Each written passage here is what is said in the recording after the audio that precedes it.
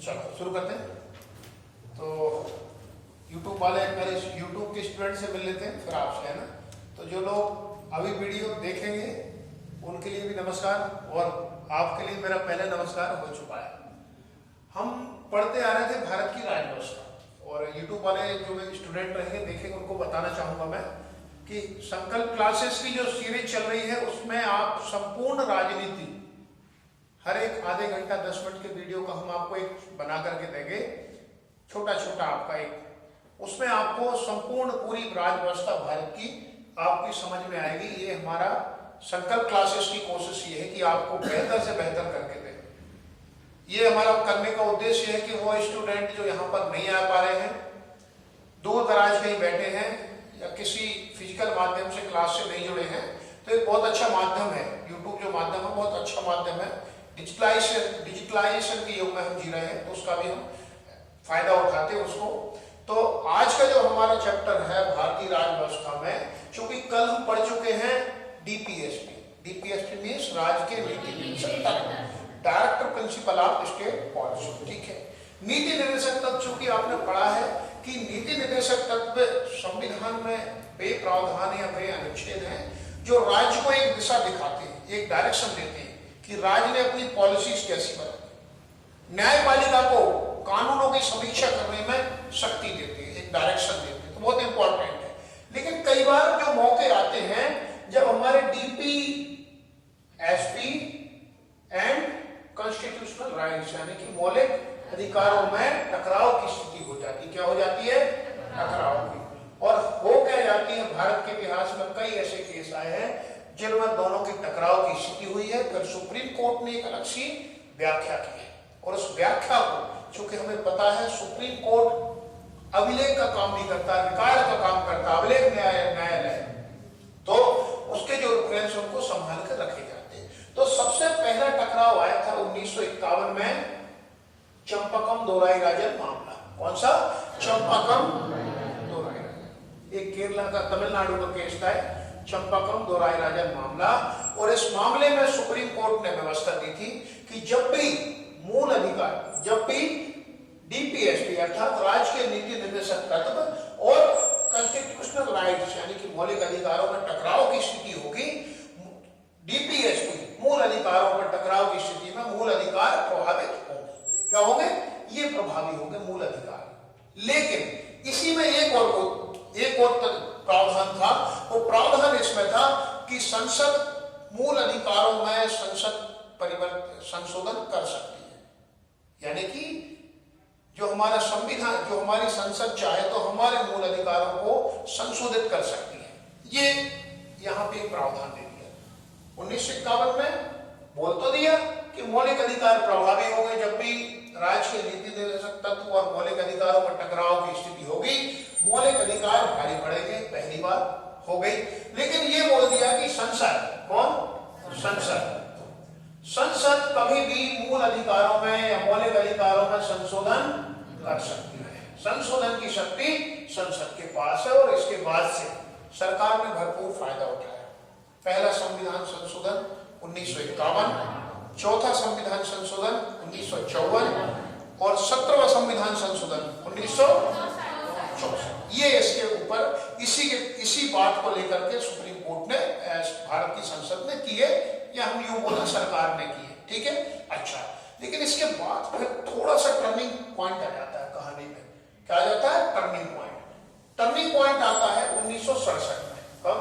1967 में एक केस आता है। 1967 में एक केस आता है सुप्रीम कोर्ट के पास। केस का नाम है गोलकनाथ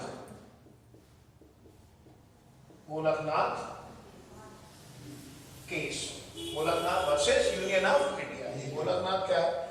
गोलकनाथ एक नाथ बंधु थे पंजाब के, जिनकी जमीन ले ली थी। किसने?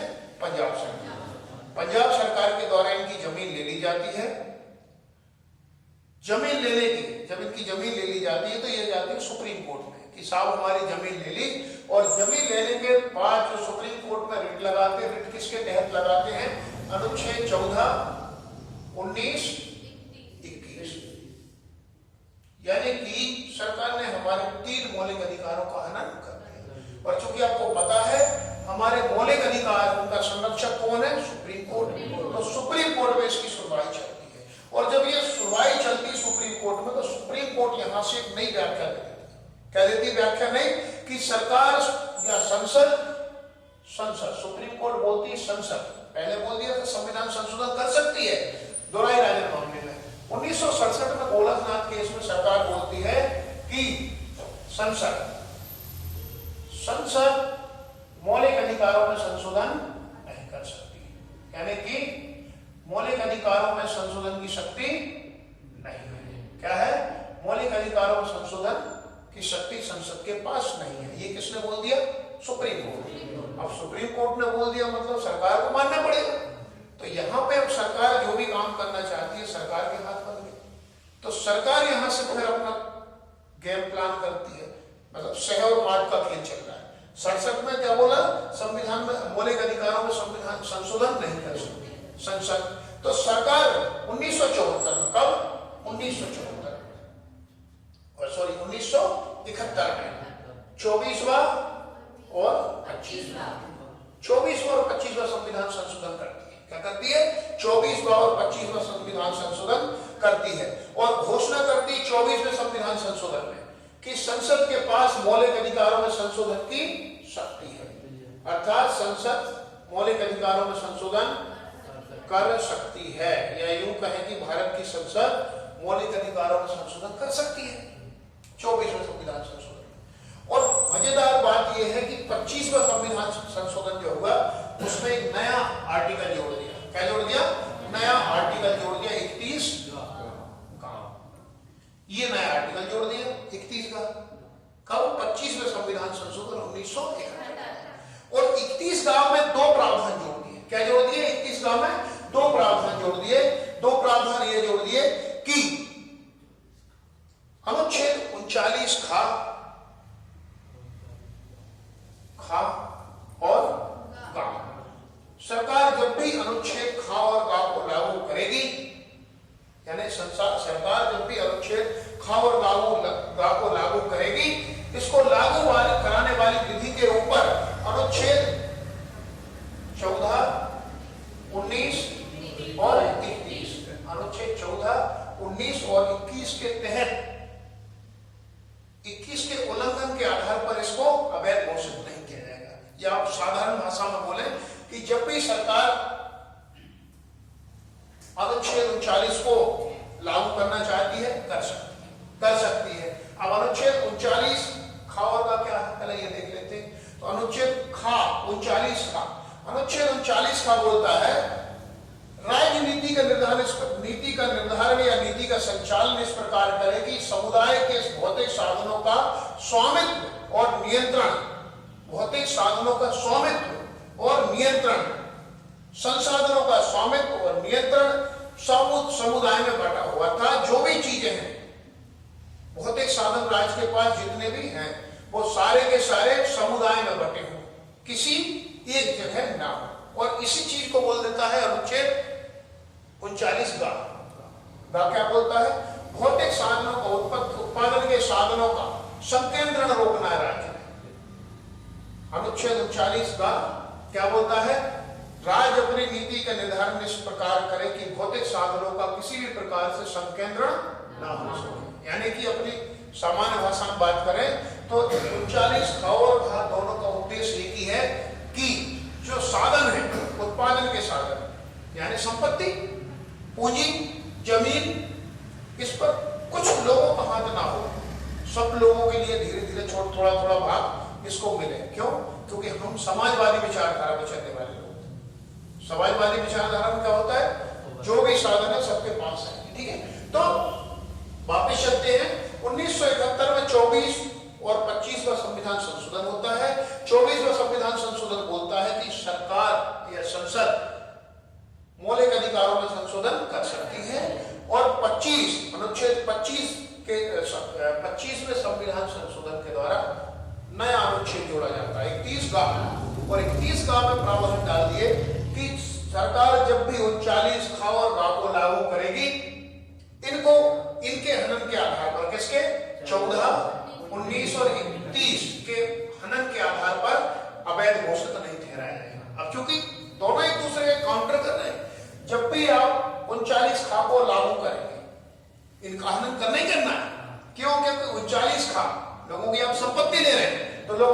14 के तहत सुप्रीम कोर्ट जाएंगे, विधि के समान समानता। 19 के तहत जाएंगे, अभी नहीं है उस समय 19 का F या 7 था, क्या था वो? संपत्ति का अधिकार, और वो 31 संपत्ति का अधिकार। तो जब आप लोगों की संपत्ति लेंगे, किसके से लेंगे? किसके कारण? तो लोग जाएंगे सुप्रीम कोर्ट में, और सुप्रीम कोर्ट में क्या है? अनुच्छेद 13 बोलता है कि वे विधियां जो मौलिक अधिकारों का अल्पीकरण करें या उन्हें समाप्त करें, स्वतः ही समाप्त हो जाएंगी। तो समाप्त हो रही थी विधियां, तो सरकार ने क्या किया कि 31 गांव में क्लियर लिख दिया पहला प्रावधान कि जब भी हम 39 खाओ गांव को लागू करेंगे, इसके आधार पर अवैध नहीं ठहराया जाएगा। क्लियर है यहां तक? अच्छा, एक प्रावधान इसमें और जोड़ दिया, इसमें एक प्रावधान और जोड़ दिया, और वो एक प्रावधान क्या था कि जब भी हम 39 खाओ और गांव को लागू करेंगे, लोगों की जमीन जायदाद लेंगे, इस चीज की सुनवाई न्यायपालिका में होगी नहीं। क्या? न्यायपालिका में होगी नहीं, अर्थात न्याय के क्षेत्र से, न्यायपालिका के क्षेत्र से ये बाहर चला। क्लियर है?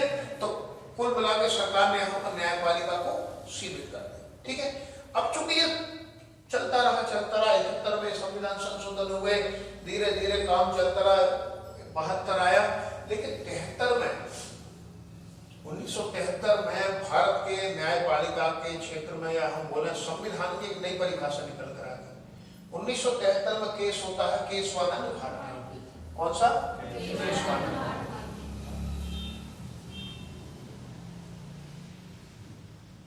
केशवानंद भारती केस पे नीचे तक दिख रहा है कैमरे में? दिख रहा है? कहां तक? यहां तक? नहीं तो यूट्यूब वाले नहीं देख पाए। केशवानंद भारती केस। केशवानंद भारती केस क्या है? केरल का केस है। केशवानंद भारती एक मठ था जिसके अध्यक्ष थे, हम बोले चीफ ट्रस्टी थे केशवानंद भारती। उन्होंने सरकार के ऊपर केस कर दिया, और क्या केस किया कि सरकार ने उनकी जमीन ले ली। सरकार ने उनकी जमीन क्यों ली? क्योंकि सरकार 39 खा और गांव को लागू कराना चाहती थी, अर्थात संपत्ति कुछ विशेष हाथों में केंद्रित न करके सबको देना चाहती थी। हजारों एकड़ जमीन थी उस मठ में, उस जमीन को लेकर के सरकार और आम लोगों को बांटना चाहती थी। केशवानंद भारती चले गए कोर्ट में और बोले साहब ये तो मेरा इसका हनन हो रहा है।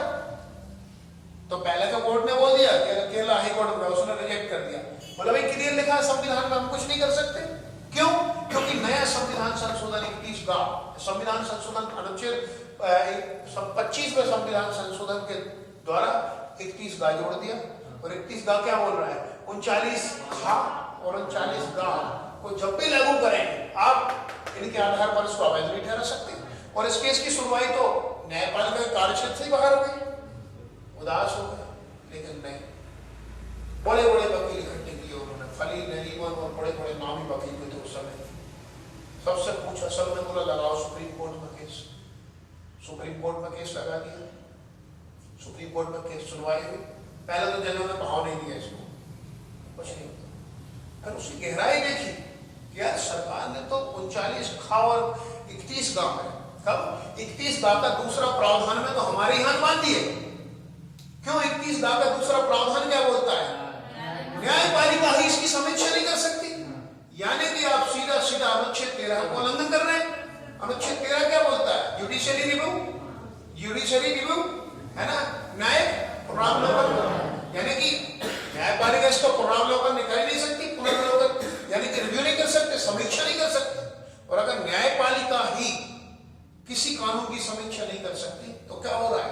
संविधान की मूल भावना के खिलाफ लोकतंत्र रही नहीं। फिर तो तब जाकर के इसमें एक बहुत बड़ी बेंच का निर्माण होता है, देश के आज तक के इतिहास की सबसे बड़ी बेंच, 13 जजों की बेंच बैठी।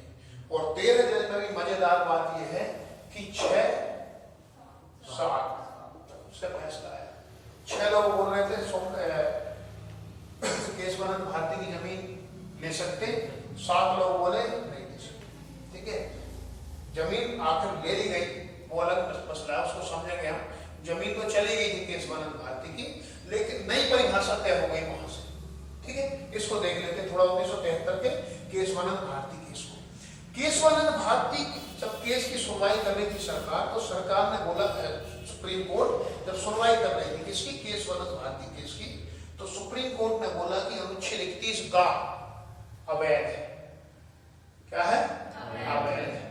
अवैध क्यों है? क्योंकि इसने हमारा जुडिशियरी रिव्यू,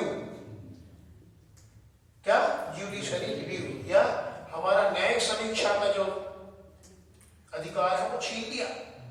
और संसद इतनी ताकतवर कैसे हो सकती है? सेपरेट सेपरेट सेपरेट है, कार्यपालिका, विधायिका, न्यायपालिका। जुडिशियरी रिव्यू हमारा अनुच्छेद 13 छीन लिया हमसे।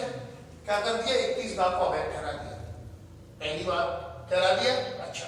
लेकिन उसके बाद में पहले प्रावधान को वैध मान लिया। लेकिन इसने न्यायपालिका ने थोड़ी राहत दे दी। क्या वैध माना? कि जब भी सरकार 39 ख और गा को लागू करेगी, हमेशा इस कंडीशन में डीपीएसपी कॉन्स्टिट्यूशनल राइट पर भारी पड़ेगा। यानी कि 39 का अगर है तो ये तीनों चीजों के ऊपर सुनवाई नहीं होगी। इनके ऊपर बैठ सकता है कौन? 39 ख और गा, यानी कि जो हमारा समाजवादी सिद्धांत है वो कर सकते हैं। ठीक है। इसके अलावा कभी भी डीपीएसपी के ऊपर भारी रहेंगे कॉन्स्टिट्यूशनल राइट है। लेकिन इस कंडीशन में जो हमारे राज्य के नीति निर्देशक तत्व हैं वो मौलिक अधिकार पर भारी हो जाएंगे। कब? जब सरकार 39 ख और 39 गा को लागू करेगी। ठीक है, चलो। तो इसमें अब यहां से सरकार के फिर हाथ पैर बांध दिए। किसने? सुप्रीम कोर्ट ने। लेकिन उस समय खूंखार प्रधानमंत्री थी भारत की, इंदिरा गांधी, नहीं मानने वाली। इंदिरा गांधी 1976 में 42वां संविधान संशोधन ले आई। क्या ले आई? 42वां संविधान संशोधन 1976। और 1976 में 42वां संविधान संशोधन के द्वारा इस प्रावधान को और विस्तार दे दिया। क्या कर दिया? इस प्रावधान को और विस्तार दे दिया। ठीक है। 42वें संविधान संशोधन में स्पष्ट लिख दिया कि 31 गा की पहली व्याख्या को विस्तारित कर दिया। और विस्तारित करने के बाद बोल दिया कि नीति निर्देशक तत्व मौलिक अधिकारों पर या मूल अधिकारों पर प्रभावी होंगे, भारी पड़ जाएंगे। कब लिख दिया? 1976 में 42वां संविधान संशोधन। क्लियर यहां तक कहानी? सह और मान का खेल। न्यायपालिका बोलती है मैं, सरकार बोल रही है। ठीक है। 71 में न्यायपालिका ने बोला हम बड़े हैं, 76 में सरकार ने बोला 42वां संविधान संशोधन। क्लियर लिख दिया। अब सरकार लिख दिया तो सुप्रीम कोर्ट बैठी है जब तक कोई केस नहीं आएगा। अचानक सुप्रीम कोर्ट के पास जाता है मिनर्वा मिल मामला। कौन सा? मिनर्वा मिल। एक मिल थी मुंबई की, मिनर्वा मिल केस 1980। इस केस में अब सुप्रीम कोर्ट को मौका मिल जाता है कि अब हम इस पर दोबारा सुनवाई करें। मिनर्वा मिल केस में सरकार ने इस पूरे के पूरे मामले में जो विस्तार किया था 31 गा का, इसको अवैध ठहरा दिया। किसने? अवैध ठहरा दिया सुप्रीम कोर्ट ने 31 गा के विस्तार को, यानी कि का और खा वाला जो विस्तार था। और दूसरा बोल दिया कि सुप्रीम जो संसद है भारत की, किसी भी मौलिक अधिकार में संशोधन कर सकती है। इस पूरे के पूरे उसको अवैध ठहरा दिया। और अवैध ठहराने के बाद एक नई व्याख्या दे दी। क्या दे दी? नई व्याख्या दे दी। नई व्याख्या क्या दी?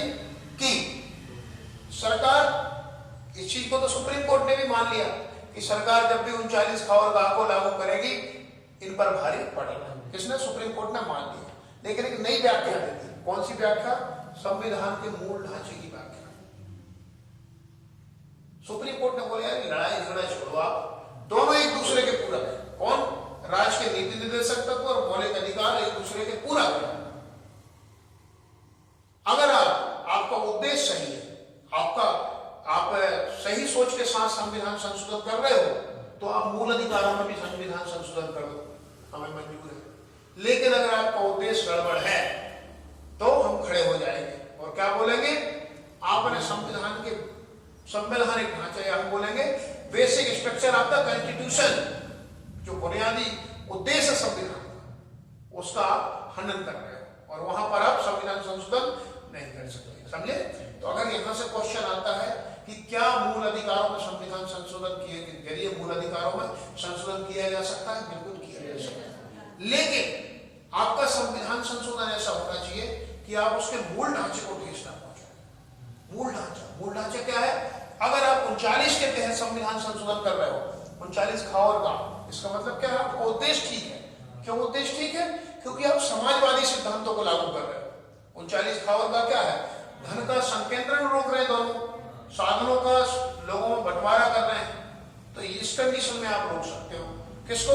इस कंडीशन में संशोधन कर सकते हो। लेकिन अगर आपने निहित स्वार्थ के लिए संविधान संशोधन किया तो ऐसा अवैध घोषित कर देंगे। मिनर्वा बिल मामले में ये ठीक है, ये एक बड़ा अच्छा मिनर्वा बिल मामले में एक जो था डिसीजन था कोर्ट का, वो दिया। और वहीं से जो विवाद शुरू हुआ था डीपीएसपी और कॉन्स्टिट्यूशनल राइट, यानी कि राज्य के नीति निर्देशक तत्व और मौलिक अधिकारों का विवाद, उस विवाद को समाप्त कर दिया। अब जो वर्तमान स्थिति की हम बात करें तो वर्तमान स्थिति के अनुसार एक क्वेश्चन यही से बन जाता है, क्या मूल अधिकार और राज्य के नीति निर्देशक तत्वों में विवाद होने पर ठीक है कौन प्रभावी माना जाएगा? तो मूल अधिकार। मिनर्वा बिल केस का आप रेफरेंस दे सकते हो। ठीक है, मूल अधिकार प्रभावी होंगे। मूल अधिकार डीपीएसपी पर उच्चता है, पहला। दूसरा है संसद को डीपीएसपी लागू करने के लिए संसद डीपीएसपी लागू करने के लिए मूल अधिकारों में भी संशोधन कर सकती है। कब? डीपीएसपी लागू करने के लिए। ये नहीं कि आप अपने चुनाव जीतने के लिए करो मूल अधिकारों। अगर आपने चुनाव जीतने के लिए अपने राजनीतिक स्वार्थ के लिए किया तो हम खड़े। जब हम क्या बोल देंगे? Basic structure of the constitution, आप जो मूलभूत ढांचा है तो उसको नुकसान पहुंचा रहे हैं। लेकिन अगर आप डीपीएसपी को लागू करने के लिए संविधान संशोधन करते हो, किसी भी मौलिक अधिकार को आप कर सकते हो। ये दूसरा प्रावधान है मिनर्वा बिल मामले में। ठीक है, और अंतिम ये है कि इस विवाद को छोड़ो। अब कोई विवाद की स्थिति नहीं बनेगी, कोई किसी प्रकार का कोई विवाद नहीं होगा। अब यहां से आप नई चीज मानो कि एक दूसरे के दोनों पूरक, राज्य के नीति निर्देशक तत्व और मूल अधिकार एक दूसरे के पूरक हैं। और यहां से आपको अब इसमें और बात को आगे नहीं बढ़ाना। ठीक है, तो ये छोटा सा हमारा चैप्टर था मूल अधिकारों में और राज्य के नीति निर्देशक तत्वों में, कि अगर दोनों में विवाद होता है तो क्या होता है, कैसी कैसी स्थिति बनी, कहां कहां क्या क्या हुए। और आपने इसमें बहुत इंपॉर्टेंट चीजें देखी। आप चंपाकम दोहराई राजन मामला देखा, आपने इसमें देखा गोलकनाथ केस, साथ में देख लिया केशवानंद भारती और एक दो केस और थे, एक शंकरी प्रसाद केस, तो वो भी था, वो भी इसी से जुड़ा हुआ था। मतलब बहुत अहम थे। और इन्हीं के बाद सुप्रीम कोर्ट ने ऐसी व्याख्या कर दी कि आज तक फिर किसी की हिम्मत नहीं हुई, ना तो हमारे मौलिक अधिकार छीनने की और ना ही संविधान के मूलभूत ढांचे को समाप्त करने की। तो एक छोटा सा प्रयास था हमारा आपको चीजों को आसानी से समझाने का। उम्मीद है चीजें अच्छे से ठीक से आपकी समझ में आई होंगी। अगर जहां भी आपको लगता है कुछ सुधार है तो आप कमेंट के माध्यम से पूछ सकते हैं। जुड़े रहें हमारे चैनल से संकल्प क्लासेस के। यहाँ पर आपको पॉलिटी के बिल्कुल हर एक स्टेप बाय स्टेप हम पॉलिटी का चैप्टर चल रहा है हमारा एमपीपीएससी के लिए, तो उसमें हम बिल्कुल step by step easy way में समझाने के प्रयास कर रहे हैं, कोशिश कर रहे हैं, जहां से आपको हम एक बेहतर ज्ञान दे पाएंगे। Thank you.